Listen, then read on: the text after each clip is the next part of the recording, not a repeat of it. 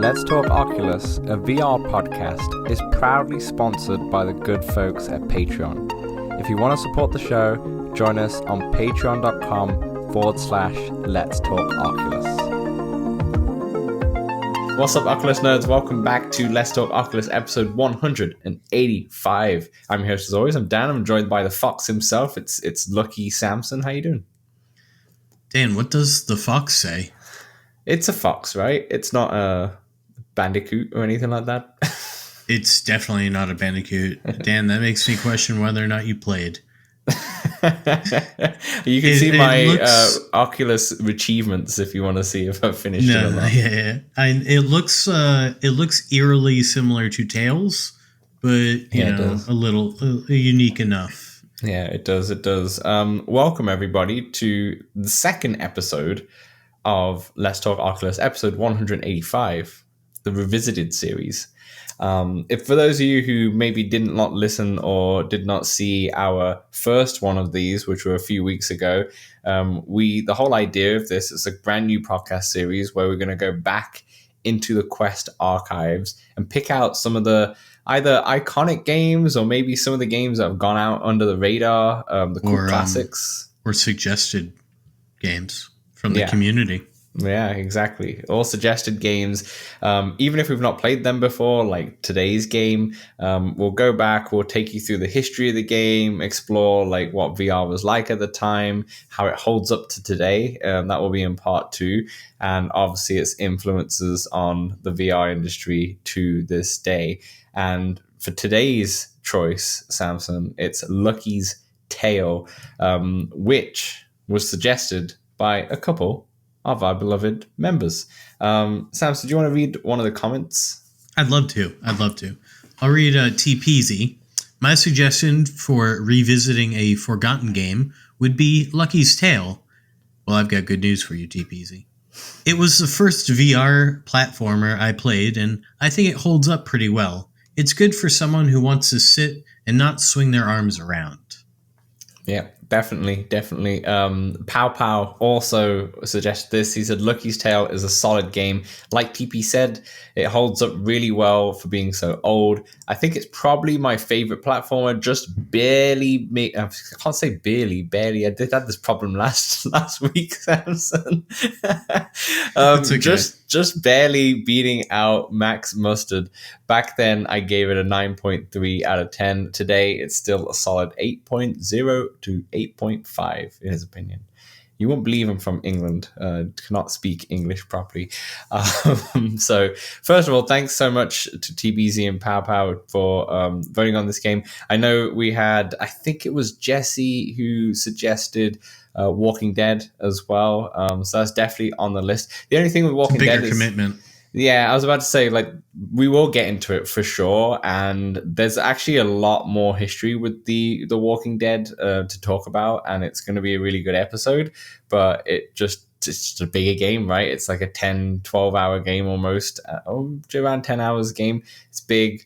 Samson's going to be scared a lot, so he's not going to be able to play. I definitely never finished that one. So yeah, we will get to it for sure. We will get to it. And some of you might be thinking, why didn't you do Star Wars Vader Immortal? Because it's around May the 4th. I literally did not think about it until literally to this morning, and I was like, the Revenge of the 5th. Yeah, we'll do that again. We'll do that one. Sorry, at some point next year. Yeah, maybe we'll wait till next year.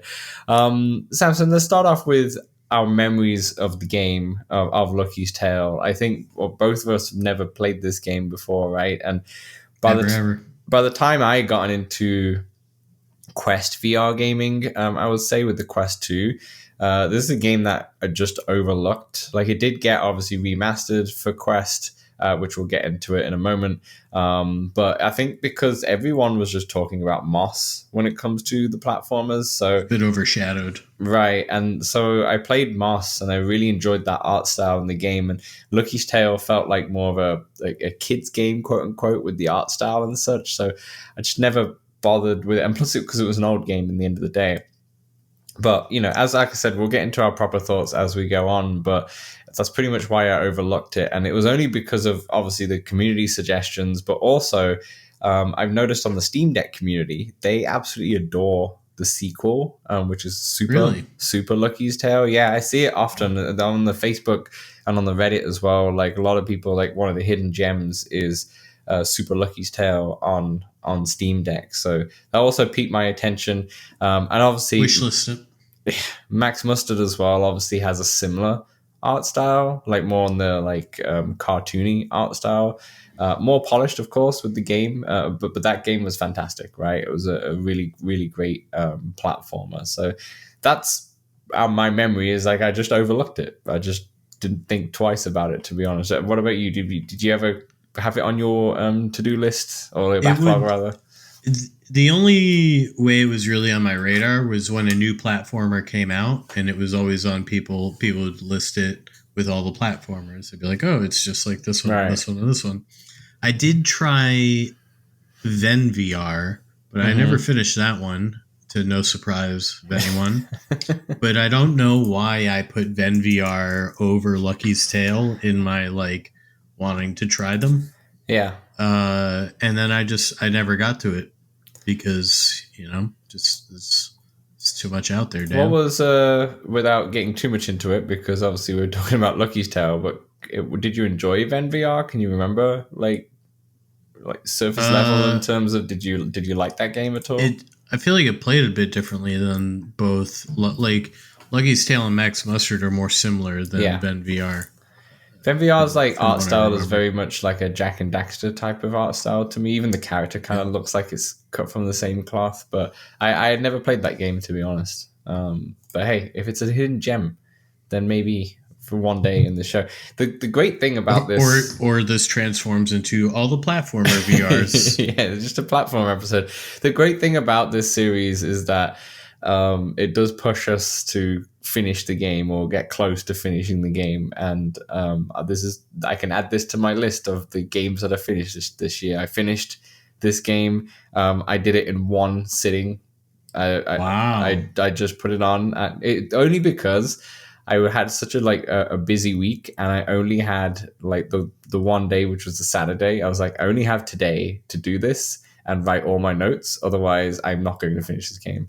So I just pushed through and finished it. But obviously, we'll talk about thoughts later. But did you end up finish it too? You rolled credits? Oh yeah, I rolled credits. I got nearly every present. I'm missing two of them.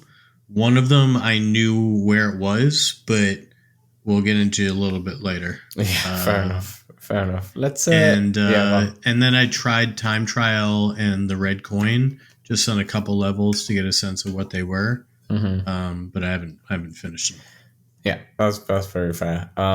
Samson, let's start off with some quick fun facts since we didn't have many memories of the game. When you start off, we got 4 fun facts. Not as much history. And 4 fun facts. That's pretty good alliteration, Dan. 4 fun facts it is. But before you go, not as much history and fun facts as Superheart. Superheart's whole timeline was very documented. It's even on their website and such, and there's a lot of history behind it. This game, not so much. It's very difficult to find some stuff on this, but it's got some history, Dan. We have got some stuff there. We have got some stuff. So yeah, let's start off quick fun facts. It was a pack-in game. It was. That's a fun fact straight away. Yeah, sorry to spoil it. Maybe that's a 5th fact. Anyway, first fact. Playful Studios created over 40 VR prototypes to learn what works in terms of game design for VR. A third-person perspective game caught their eye. They loved being inside the world and decided to build a full VR game this way. Yeah, that's right. This was a part of the early on working with Oculus. See, that's some pretty cool history, Dan. They were part of OG Oculuses. They are OG, yeah. They did not have any VR game before this, but obviously not many people had, but then also didn't have any VR game after this as well, to be honest. It was just this game. But yeah, second fun fact, in developing the game's protagonist, they wanted to create a character that embodied optimism, energy, and curiosity. And that's why he looks and sounds and is how he is. He's definitely upbeat. Yeah, I agree. But this kind of goes straight into the third fun fact, Samson. Go for it. Speaking of Lucky, The original game had him on all fours. Now he's on two legs. All fours was the ideal choice, but the animation was inconsistent, so they changed it in the game's sequel, Super Lucky's Tale, to improve the feel and responsiveness of the movement. Yeah, and then they Wait, used. so he moves on all fours in Super Lucky's Tale? No, they in the original. So when Lucky's Tale came out, I see. he was on all fours, and then they basically, when they remastered it for the Quest, they put in the newer model because it just I like working. It was worked better. I really like the new model, yeah, for sure. The old model still, it's just the old model looks like Cat Mario, right? With the I don't know if you've ever played the Mario where he's got like a cat suit on, he's in yellow, and he's climbing up walls and such, and he basically do everything that Lucky's doing, to be honest with you. But yeah, we'll talk more about the Mario comparisons later on. Fourth fun fact is what Samson already said. It is a packing game for the Oculus Rift. So when you bought the Oculus Rift, you got this Eve Valkyrie, which was the spaceship game, which was beloved by like so many people with PC VR headsets back then. And also, I mean, this is not really a packing game, but the Oculus Dream Deck, which was like a series of tech demos. I don't know if you remember that, Samson. It's the one where like you have the big T-Rex that's in the room as well. I think the T-Rex chases you or so. I don't think I've ever seen it. No. It's still available, to be honest, if you're just on the Oculus TV. You know. Yeah, if you put on the Quest and you just go on PC VR but go on the Rift, you have the Dream Deck in there. And it's one of the first things I tried with when I had Quest 2 linked to a PC VR, and it was actually really cool. It's a really cool experience. I wish they kind of remastered it and put it out on Quest. It would have been fun. But yeah, there are four fun facts. That is hard to say, isn't it? 4 fun facts. 4 fun facts. Let's talk about the history. So first of all, just to set the scene, we kind of spoke about this for Super Hot, so we won't get too much into it. But during this time, this was 2016 when it came out. So when Lucky's Tale originally came out with the packing game, the games Job Simulator, Arizona Sunshine, Eve Valkyrie as mentioned, Lone Echo, Star Trek Bridge Crew, they are all around this time, like 2016, 2017. A really like good variety of games. Like there's so many cool games in that list, and Lucky's Tale kind of got lost in this pile, you know. Like yeah, it's probably. I feel like a lot of these are sort of, not lost of time, but there is Arizona Sunshine. Now you'd play the remake, right? So Job Simulator is still Job Simulator. It's still very popular. I mean, yeah, imagine with the children and whatnots. I don't hear anything about Eve. So not anymore. Can you still play it? I don't know if you can still play Eve, actually. I think they shut it down recently. Lone Echo is still good, but it's still restricted to those on, Quest PC VR. Yeah. And Bridge Crew is also very fun with friends, but I can't imagine what their servers are like right also shut down, I'm pretty sure. No. I'm pretty sure. No, I don't think they're shut down. No. Okay, I'm pretty sure Eve Valkyrie is like those ones? I thought you meant Bridge Crew. I said, yeah, thinking Bridge Crew. I thought Bridge Crew shut down recently, but I could be wrong. Because Eve Valkyrie, like, you can't really play that either. I think there's like a single player kind of, you can figure it out, kind of thing, or there might be YouTube potentially mods or anything like that. But anyway, yeah, Lucky. I feel like Lucky's Tale is probably more forgotten. Did you know that it came out as a packing game? Because I had no idea. Not at all. No, me neither. That's what I'm saying. I learned in this history, It's part of why we're doing this. That's the thing, right? Because you still hear about some of those big games because they were kind of iconic at the time for a lot of new VR players and how they're beloved. But Lucky's Tale, as mentioned, got lost in the pile. Like, I never knew that this was a game that was a packing game, and I'm surprised that it did, because it is a good game, as we'll get into. But let's learn a bit more about it. Let's learn a bit about the history, Samson. So, Playful Dead Studios, CEO and founder, Bettner, sold Word with Friends to Zynga in 2009, which created a whopping $25 million from investors, where they wanted to put that towards VR games.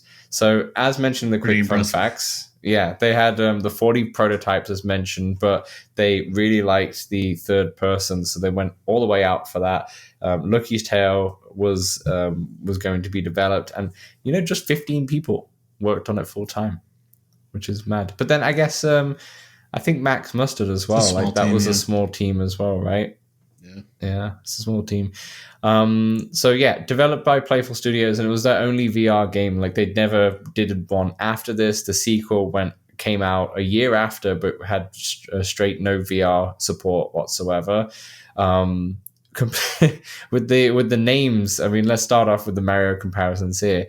Lucky's Tale, then Super Lucky's Tale, and then when they remastered that, they called it New Super Lucky's Tale. So fantastic, exactly what Nintendo would do. The Quest 2 version came out in 2021. Remastered version came out in 2021. That's just after the Quest 2's launch in late 2020, right? So you could never play this on Quest 1. I don't know if it's I don't know. I actually did not write that down or look at that. I'm not sure if it was available. I would have thought they would have made it, but when I saw if you just go on the store and type in Lucky's Tale and have a look at that little description, it does say like all of the extra enhancements for Quest 2. Mm-hmm. So I'm not sure. I'm actually not sure if it's playable on Quest 1, but it came out on Steam as well during that time. That is where I played it. You played on Steam. Nice. Very good. Very good. Key thing to note here, right? With all these games that we've spoken about, Job Simulator, Arizona Sunshine, all that stuff, I think one of the first, if not probably the first VR platformer available. Most of the games were like first person, if not all of the games basic. Were first person, right? Yeah. And this is the first game. Now there might be other ones, but like this is definitely one of the first. And it really demonstrated how like VR can be used for traditional genres. And since it's the first one with a third person, it kind of developed a cult following. And I'm not gonna lie, when I was playing this, I was like, you know what? I would love every single Mario game to be in this.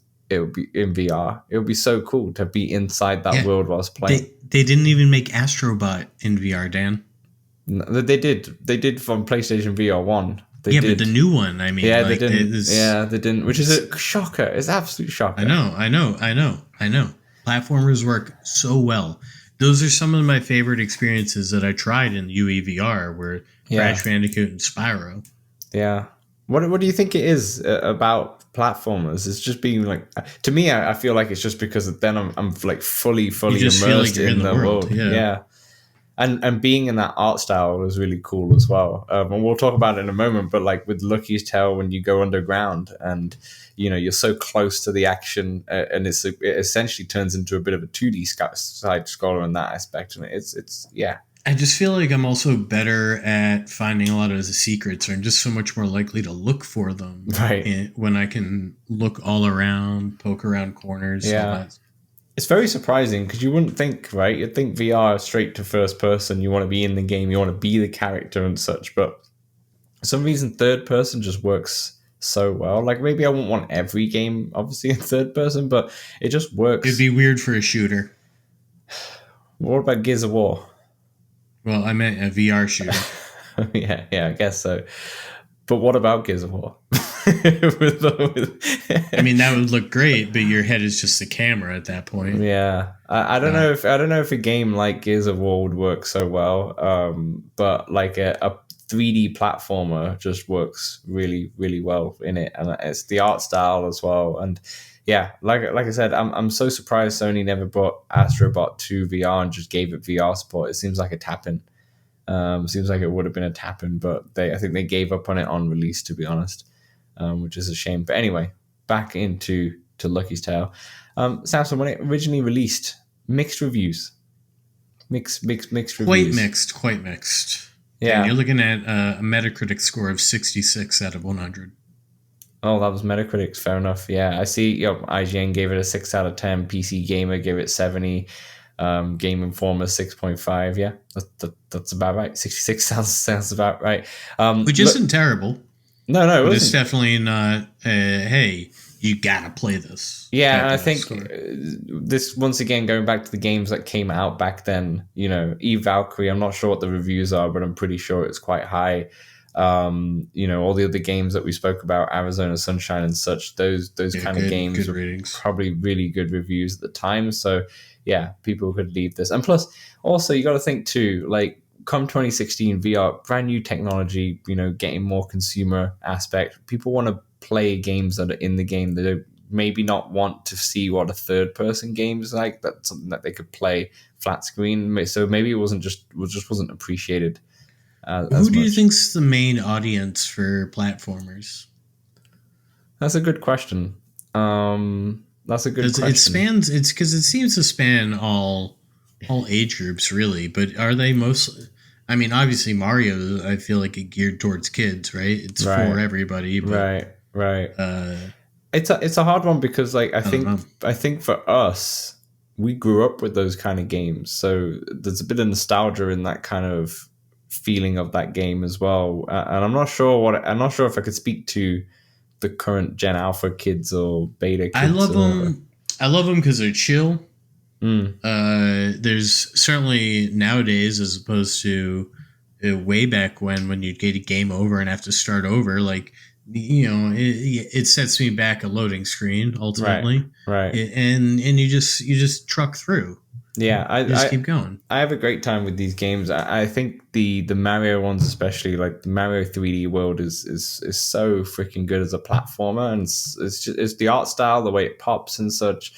Yeah, I have a lot of time for them, but it really depends on.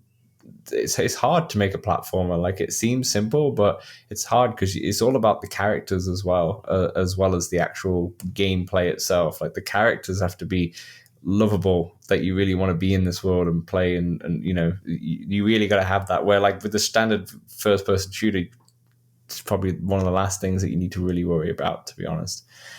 But yeah, on the reviews real quick, a lot of praise was from the perspective of VR with the immersion, using your head as the camera ish, but critics judged it for its lack of complexity and tech demo feel. And it's a short game, but it felt very repetitive. I'm not gonna lie, Yeah, I can see that.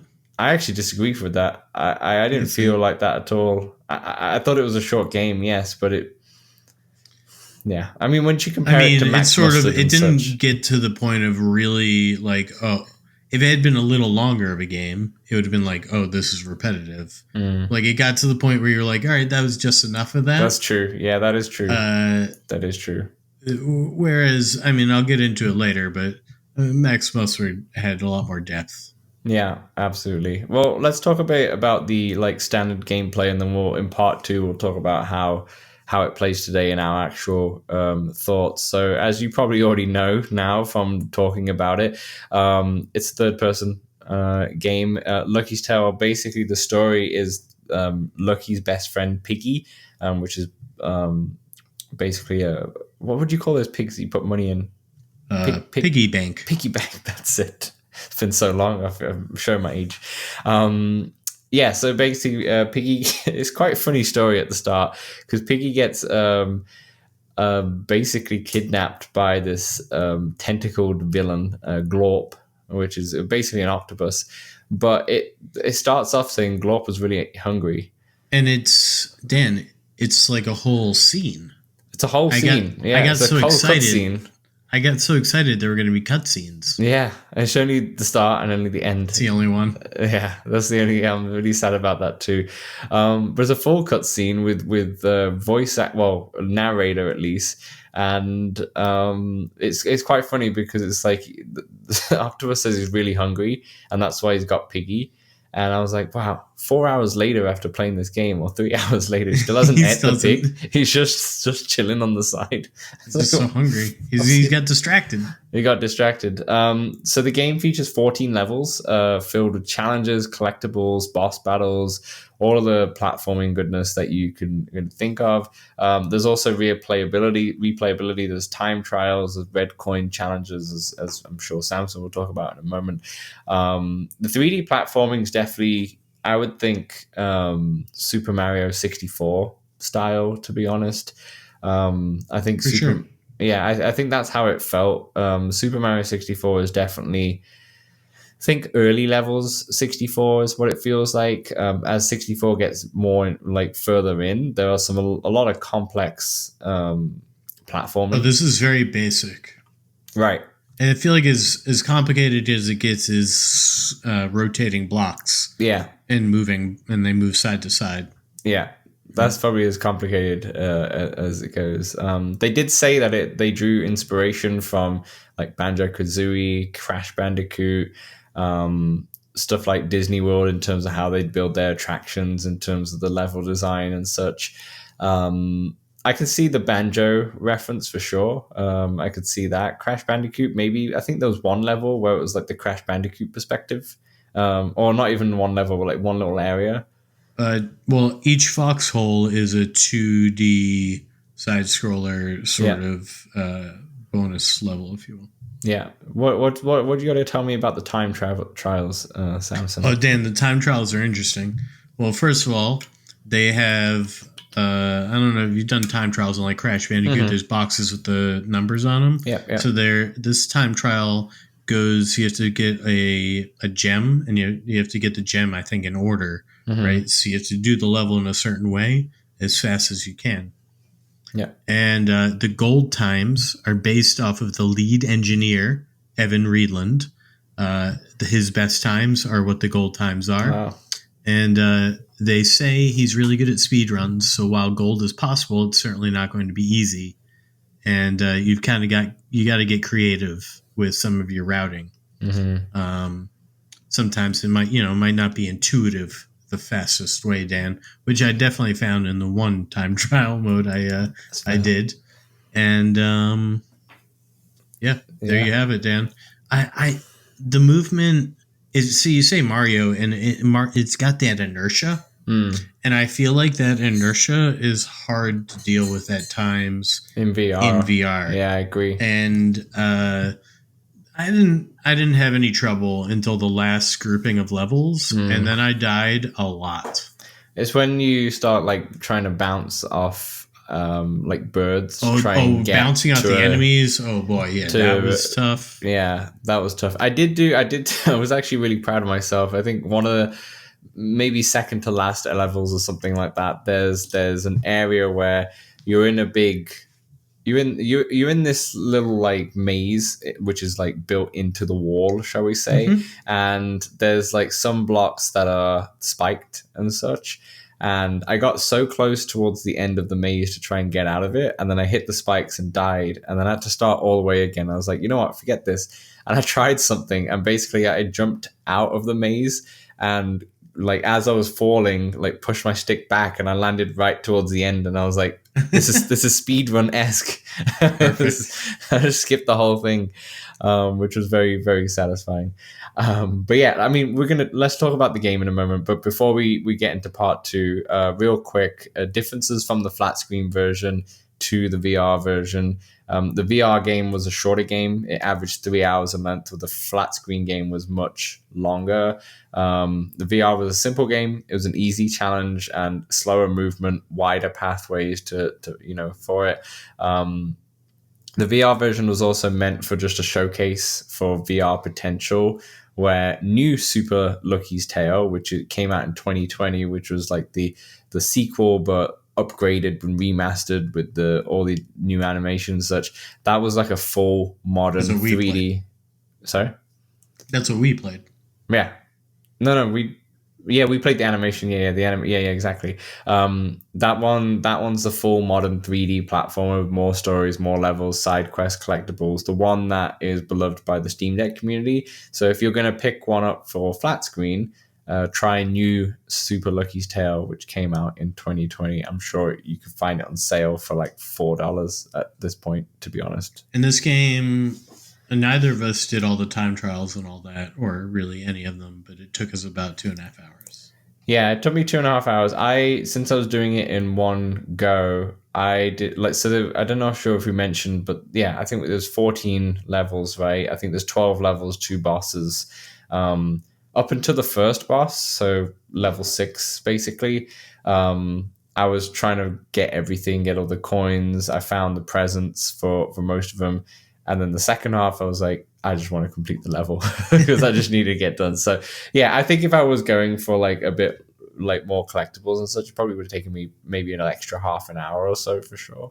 But yeah, it's not a long game. It's not a long game. But that's it. That's your history. That's your history. They basically the team played around with it, played around with different physics or different perspectives in VR. Decided they liked 3D platforming, and bam, Lucky's Tale is born. Let's give them our thoughts now.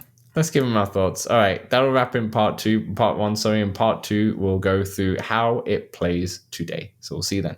Hey, we know public lobbies in VR games can be a bit toxic, feel a bit empty at times. That's why we created the Let's Talk Oculus Discord, a friendly community that you can join for multiplayer meetups, general VR chat, the game, and chat about VR, fitness motivation, and there's even a very impressive 3D printing channel. Join over 100 of our community members in the Let's Talk Oculus Discord for free. The link is right in the description. All right, welcome back to part 2. This is the Lucky's Tale revisited. Not the Super Lucky's Tale, that's the flat screen version. Yeah. Let's get into... Not our realm. No.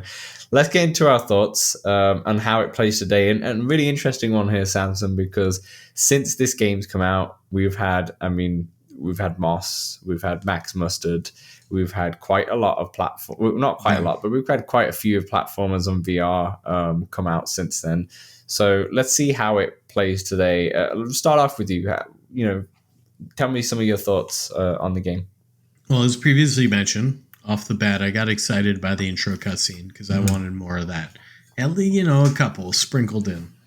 Right off the bat, colors are super bright. Yeah. And love the lighting. It looked really good on the PC. No anti-aliasing. Everything's very clear. You can see a good amount ahead. Kind of reminded me of Max Mustard in that. You can kind of look ahead to the level. There are a few times I took advantage of that and like shot a bomb up further ahead to an enemy. I love how it starts. The first level is really a built-in tutorial. Mm-hmm. There's no language. Like, you don't have to know how to read or anything. It's very Mario, where it just works. You just know how to... It's intuitive, right? On the fence post, I think they put like the whatever button it is on the controller, and there's like a little picture, and it's at like a spot you need to jump or things like this. Yeah. And right off the bat, you see invisible coins, so you know that those are a thing. You know the gold coins are a thing. Yep. You see gems, and if you go through the grass, you get coins. So you're like, if I go through the grass, there's a chance I might get coins.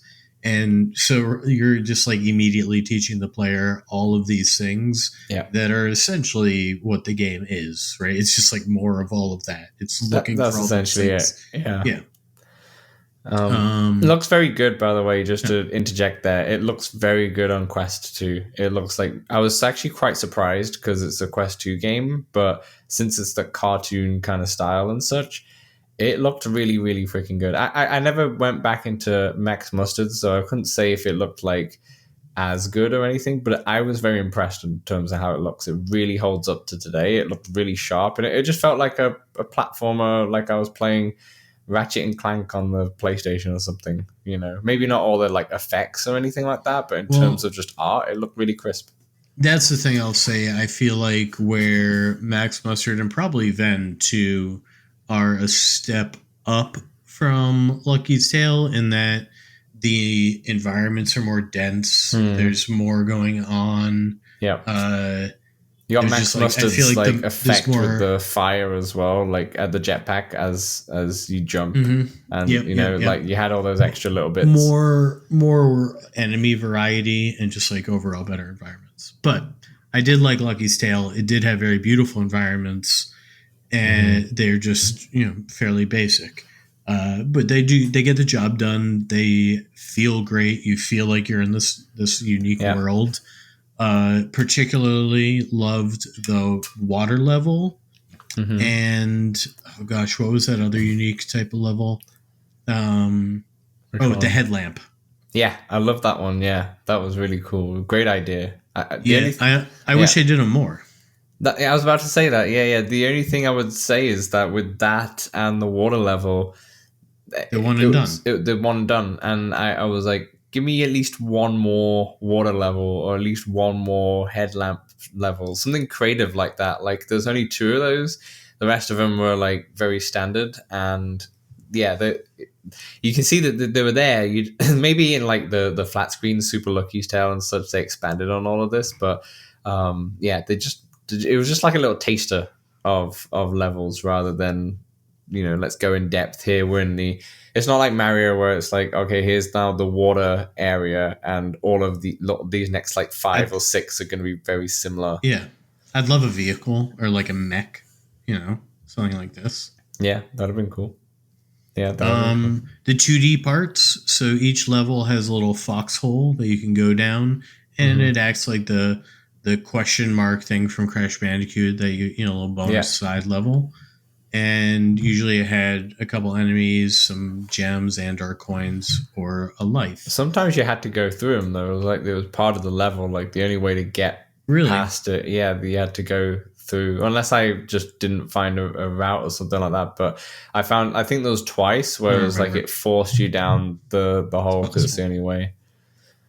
I wouldn't put it past myself to not realize that. But there were also a lot of times where you'd go down a path and then you'd just be teleported back to the start. Yeah. And I was like, I understand why you did it, but that's it's not ideal. It's not the best game design, but it works. Because I don't think Max Mustard did that, but Max Mustard didn't have as many like off branches. So I feel like that's linear. How you got to.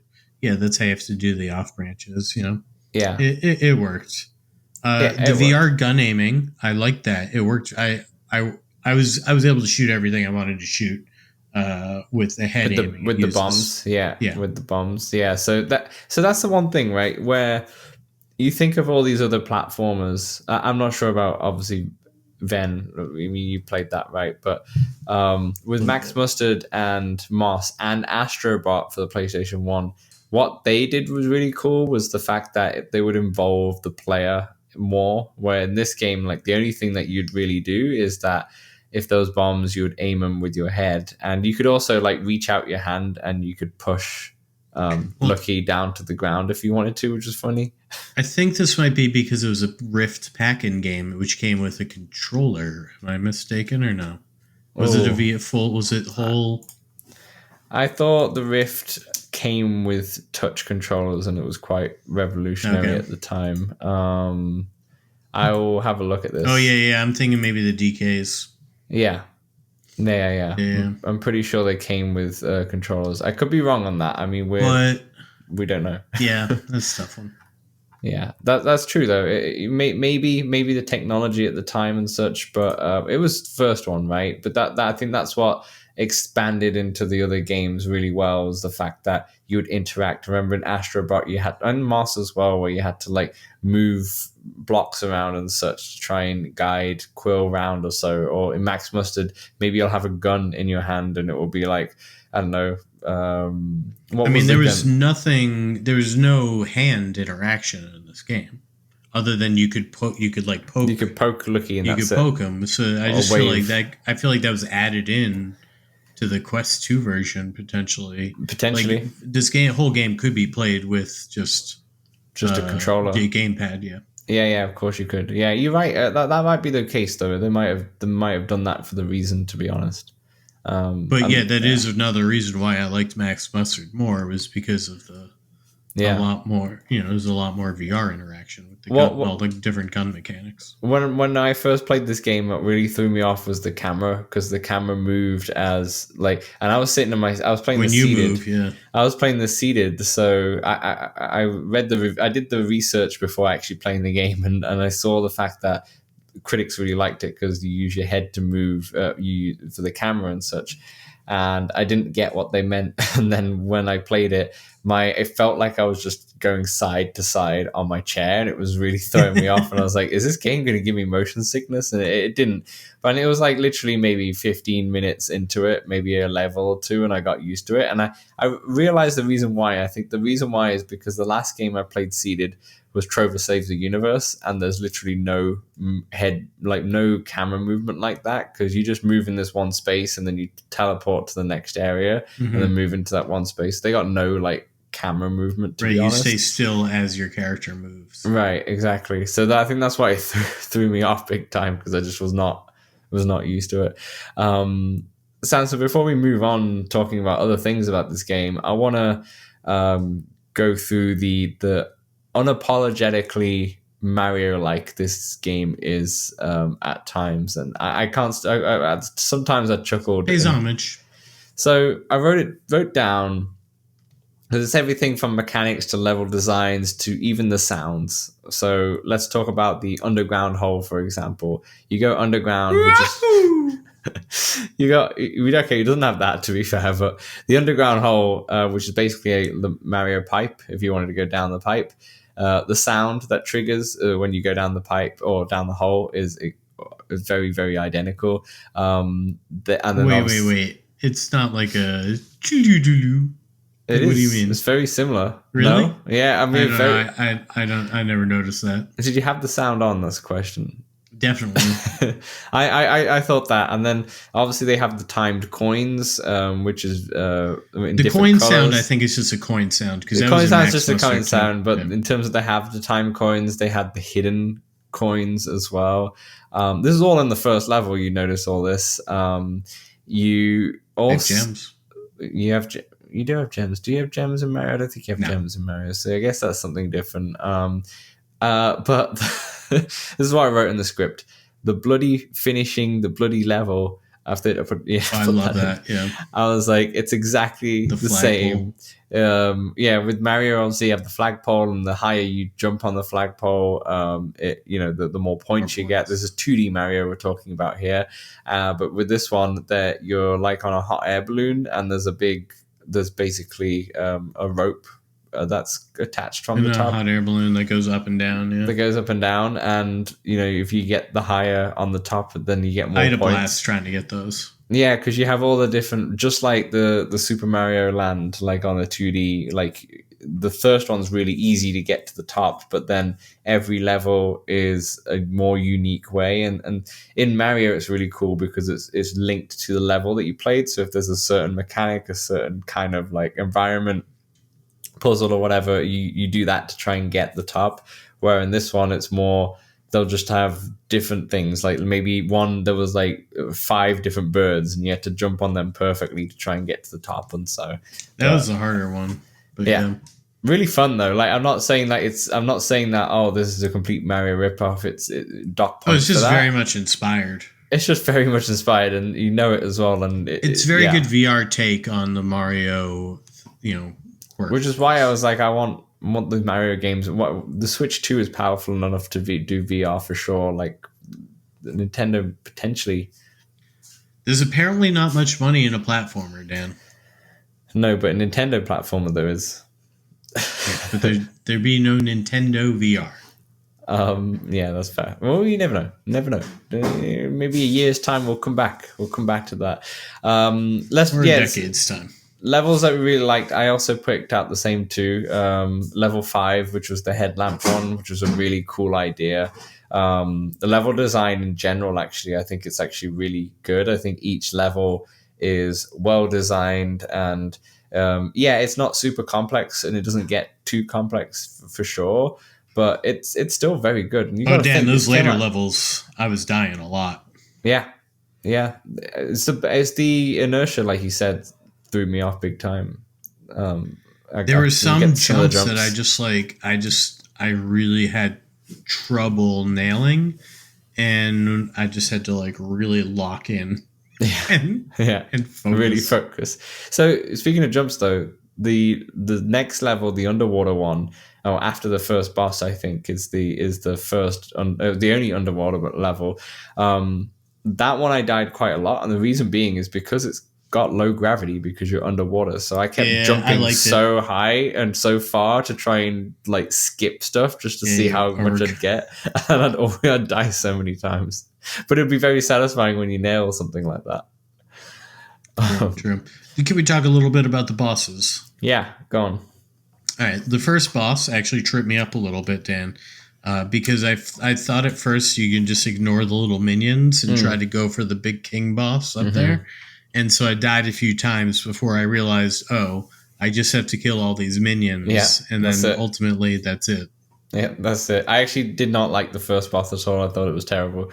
I thought it was very, very quick and such. Ultimately, yeah, it's a little anticlimactic. It's more a spectacle than it is like fun to play. I thought out of all of it, that was the weakest level. Was that first boss? This final boss is good. Don't get me wrong, but the first one's weak. Final boss, best part of the game.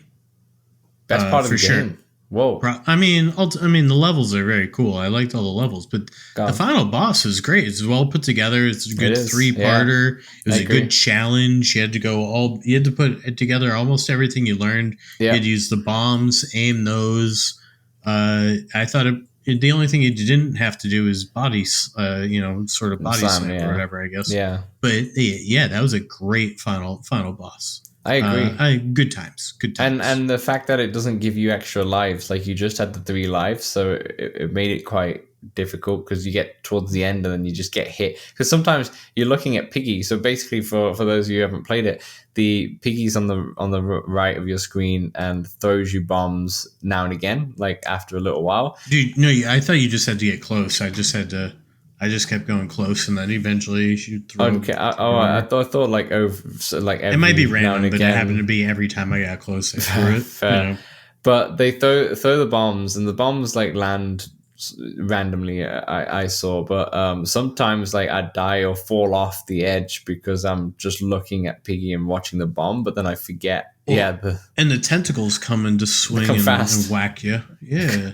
I thought it was really good. And then especially when you get the bomb and the 3 eyes that you're meant to hit, like 2 of the eyes are so far wide. Oh, that last one. Yeah. Yeah. The last one, they're way on the ends. Yeah. I agree. I think it's a really strong boss fight, and it made up for the first one, which was not as good. And I would still say I think I really liked some of the levels maybe a bit more, but I think it was fantastic as well. I agree with you, though. I think it was a really good boss fight.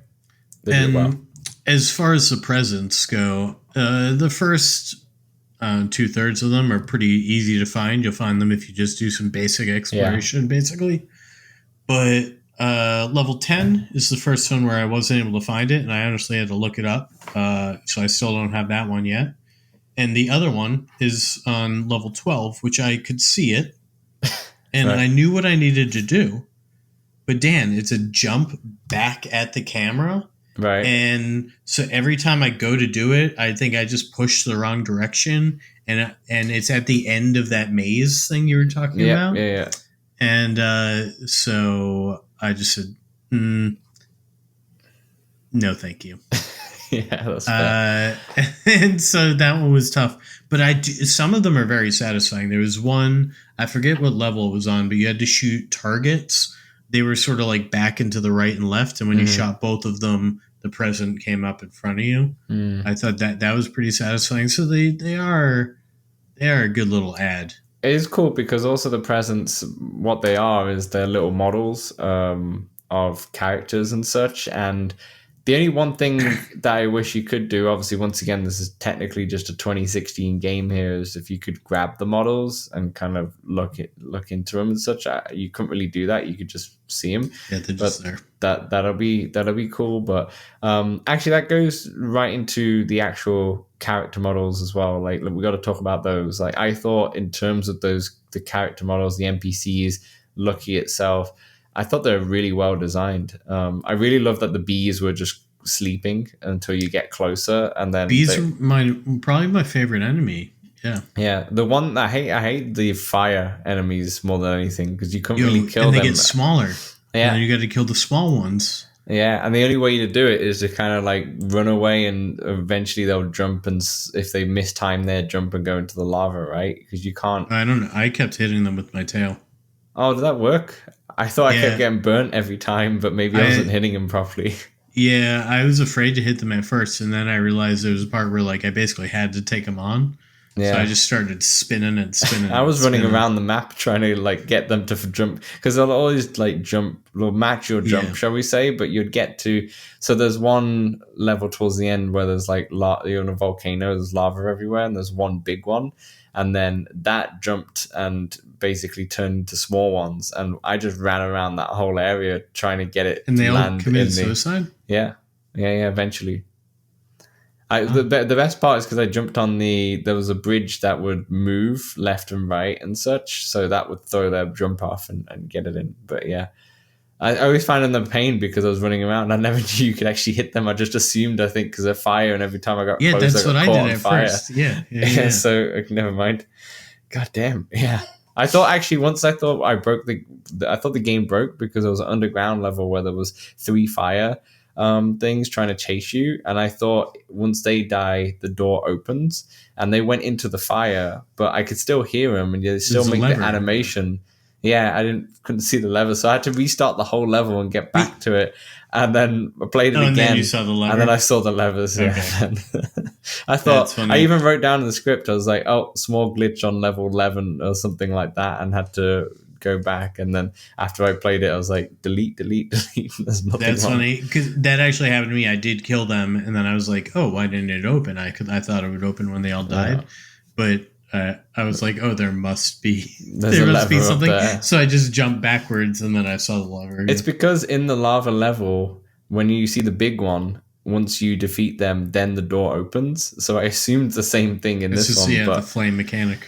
Yeah, threw me off. But yeah, I actually really like the characters. I thought all of them are like really well designed and charming.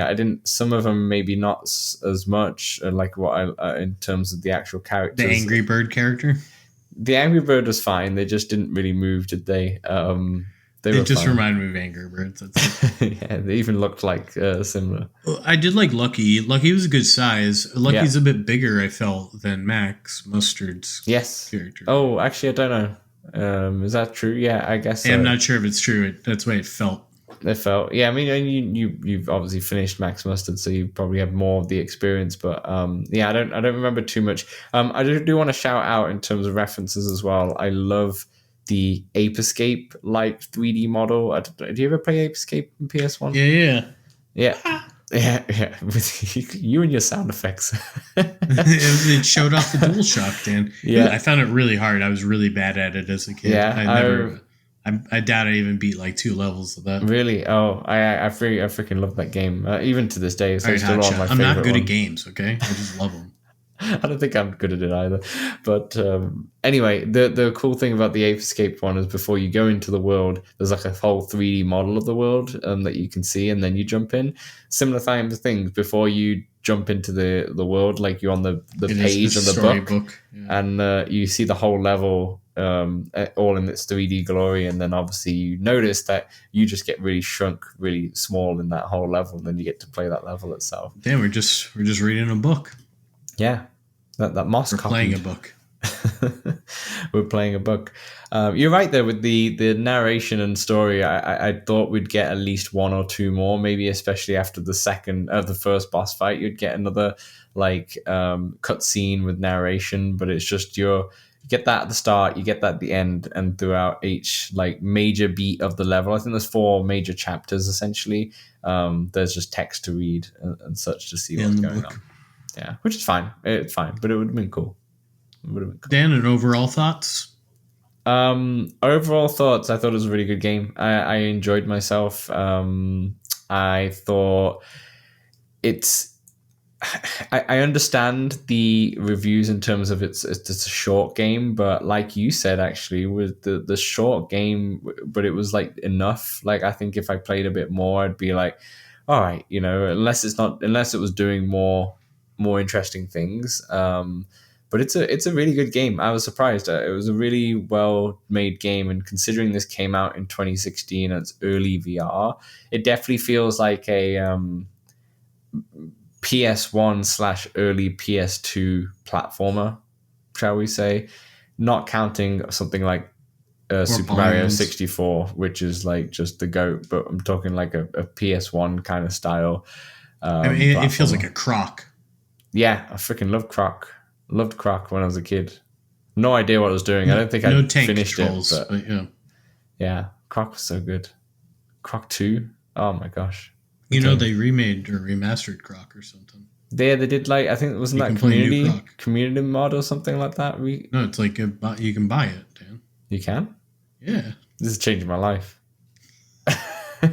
This Croc soundtrack is pretty fantastic. The music, it's like jazz. It's fantastic. Anyway, my overall thoughts about Lucky's Tale. Were you done? Sorry. Croc was my first ever PS1 game, FYI. That's wild. It's my first ever bought it from Blockbuster. Not rent, and bought it from Blockbuster. We have Yoshi at home. Did not have it. I was a PS1 kid. Before you go to your thoughts, I just wanted to quickly mention I did really like the bomb throwing as well, though that whole mechanic where you do use your head to use the bombs. Yep. I thought that was a really cool idea. And there was one specific moment in the levels where you start off the level and there's a bomb right there, and I was hitting the bomb so many times against the wall. I was like, surely it's meant to break. I could see the level behind it. Lo and behold, and once I died and restarted the level, I realized there's a target just above there that I actually needed to hit. Just little you just player have to look error. up further. Just look up a little bit more. Yeah, player error. But yeah, those are my overall thoughts. I really like the game. How about yourself? Yes, overall, I had a very fun time. Enjoyed the hell out of this platformer. Mm-hmm. You can feel its age, and I feel like there's some things I'd wish that Max Mustard or other platformers took from this. I kind of want a mishmash of them. For example, the foxholes. That was kind of cool. The foxholes were cool, yeah. But ultimately, environments and all the bosses, all that, prefer Max Mustard. But Lucky's Tale has got a nice touch. And I'd say, what's it, $20? Yeah, it's a little pricey for the 2.5 hours. I feel like if you're not into the time trials and all that, so maybe look for a sale. But for $20, I think it's. I had a great time. I'd recommend it for $20. I'd say it's worth $20. Depends how much you like platformers, Dan. Yeah, if you and plus like how long? How many? I know it took you 2.5 hours. I just bought it for $20. I guess I'd say I'm satisfied. I bought it for $20 and had a great time too. Did you play it in? How many sessions did you play it in? 3. 3 sessions. Yeah, fair enough. I did 45 minutes. I got a sense of vibe. That was on, I think, Saturday, and then Sunday I did another pretty long session, and then I just had like 4 levels left. Those last levels. Yeah, fair enough. Those last levels. I think I would have enjoyed it a little bit more if I did just. I think you could easily play this in 2 chunks, to be honest, up until the first boss and then up until the second if you wanted to. But yeah, those last levels get challenging. There's a lot of areas of death, especially if you're going for the collectibles and such. Then there's some hard. It's hard to get to certain areas where those big gems are and the presents are. And such. The gems are all worth the points. So once I kind of realized that, I was less interested so much in them. That's fair. But you could take this one slow. You could go world by world. What were the red coins? Because there's like specific red coins that were like there's red coins. So on those ones, there's 25, I think, red coins per level, and you just got to get them in order, and they're kind of in more unique areas that you wouldn't necessarily. Kind of like a Tony Hawk style with the words skate. Got to get them in order. Actually, you have to get them in order. Yeah, I guess. Those kind of things. I don't know. I'm trying Not to think really. of a. I mean, you're just So going around far off. collecting coins. That's it. Just red coins. All right, that'll how it plays today. It holds up. You know, it does hold up today. For today's It's definitely standards. more basic. The remastered version for sure, but yeah, it still holds up though. But yeah, anyway, that'll do for part 2. And part 3 will round off this episode with talking about influences on the VR industry that you can see today. So we'll see you then. Let's Talk Oculus is available on all good podcast platforms and some rubbish ones as well. If you want to see the video version, it's available on YouTube and Spotify. And also, if you love us so much, then consider throwing us $1 at patreon.com/letstalkoculus. Back to the show. All right, welcome back to part 3 of our revisited series, Lucky's Tale. I should really write that down because I always mess it up every time we talk about it. But yeah, so we've gone through the history, Samson. We've gone through our thoughts. We've gone through our memories of the game, which is not much, to be honest. And we've talked about how it plays. Let's finally wrap. We had a lot of thoughts, though. We did. Thoughts. Yeah, we did have a lot of thoughts. You know, Dan, before we get into let's get into direct influences, then I'll ask you the question. Okay. I'd write your other question down before you forget it, because that's something that I'd do. Let's talk about the influences on the VR industry that you can see today.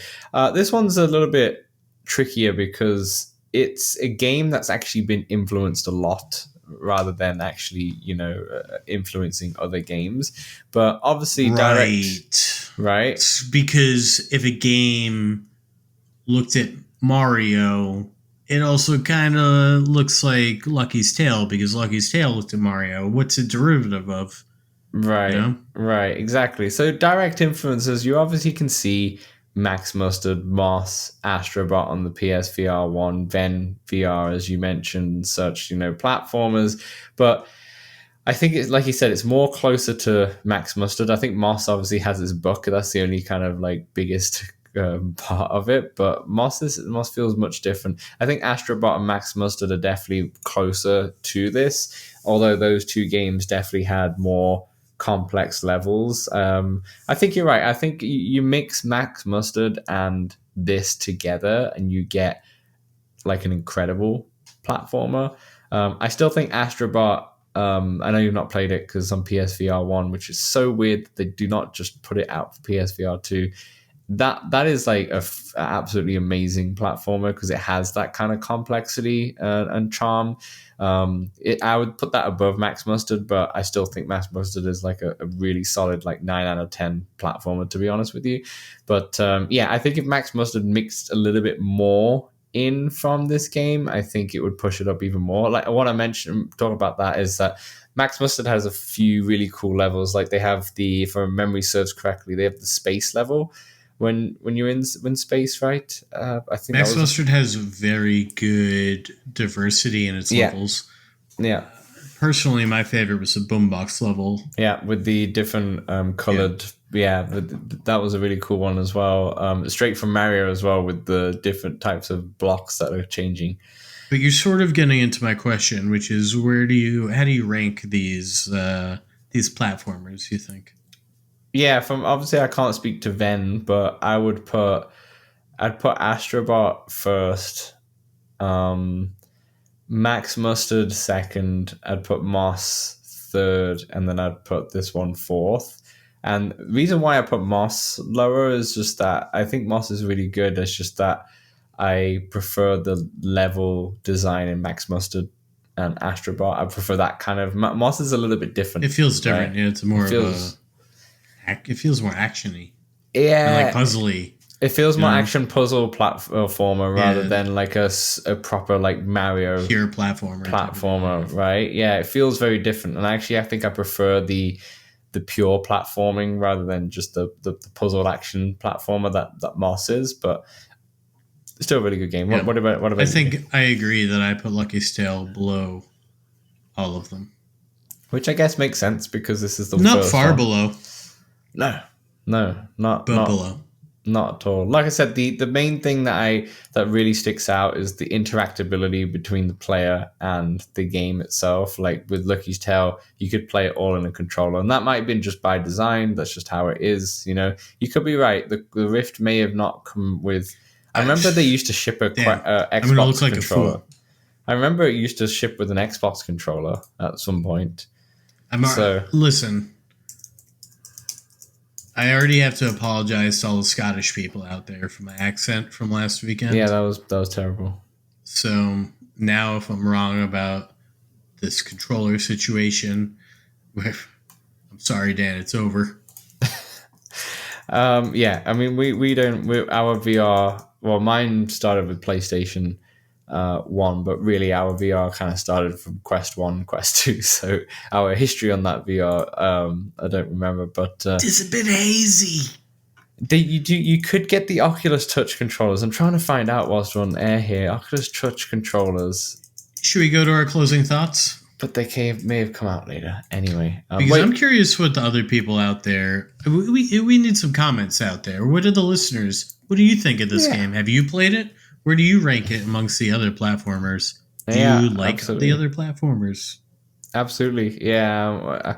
I love the fact that the platformers are a thing in VR because there's something about the immersion which just makes it really cool to be in that world. And this is I expected this not to be that great. I'm not going to lie, even though we had comments that people saying it's good as well and such, but for some reason I just thought, I'm not sure about this one.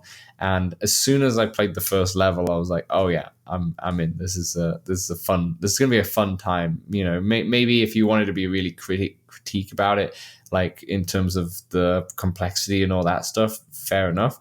But did I have a fun time? I had fun.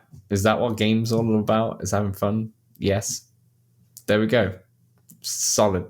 Bing, bang, boom. Bing, bang, boom. What about you? Any closing thoughts there?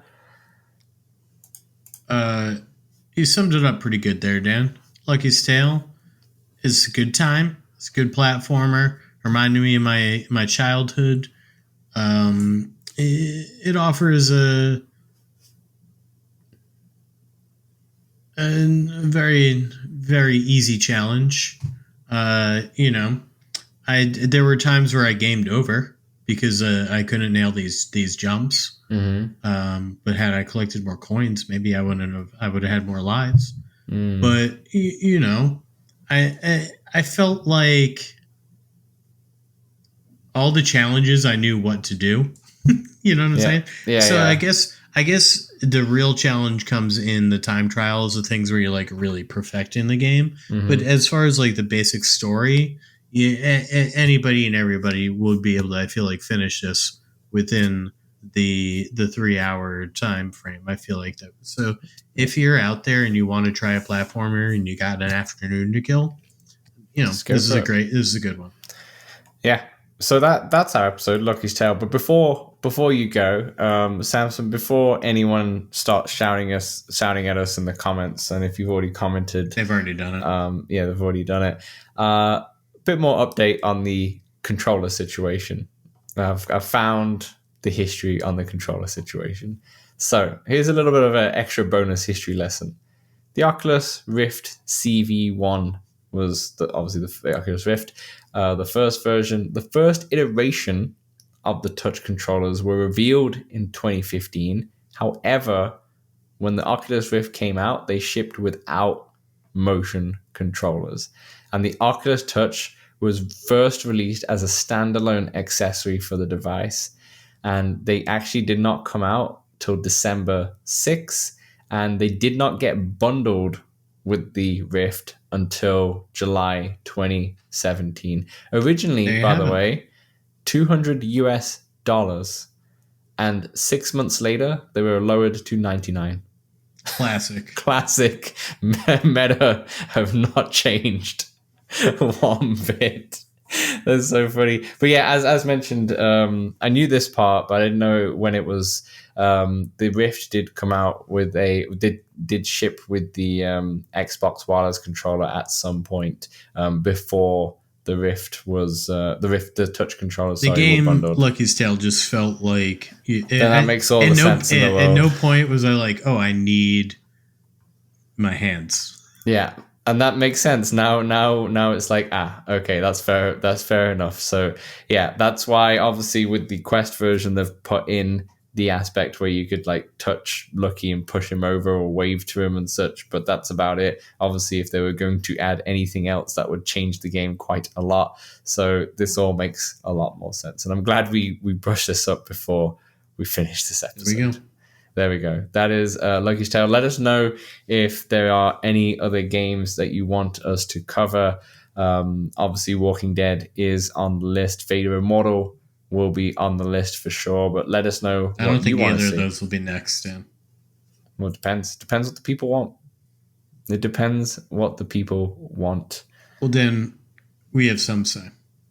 Yeah, we do have some say as well. Yeah, exactly. I mean, I chose the first game, so you got a choice. You could choose as well. So maybe it'll be Samson's pick next. Who's today? The world is my oyster. The world is our oyster. Yes, your oyster. Yes, not mine. Yours. The ball is in your court. Any more phrases you want to say? No. Okay. Next week's one clown short of a circus. Next week's episode will be back to almost normal. Me and Samson will both be at PAX East. By the time you're listening to this, actually, we'll be there. You'll be here. Yeah, I'll be. I'm not in Samson's armpit, but I'll be in this room, which is cool. But yeah, so we'll be, whilst you're listening to this, we'll be at PAX East. So we'll have some thoughts and stories from PAX East. Whether or not we can do an in-person podcast is we'll see. Depends. We on got time. some things we're thinking of. But yeah, it'll be a regular-ish episode with the PAX East stuff thrown in. But until then, thanks for listening. Thanks for watching. I'm your host as always, and Dan. And Ta-ta! been joined by Samson. Thank you so much.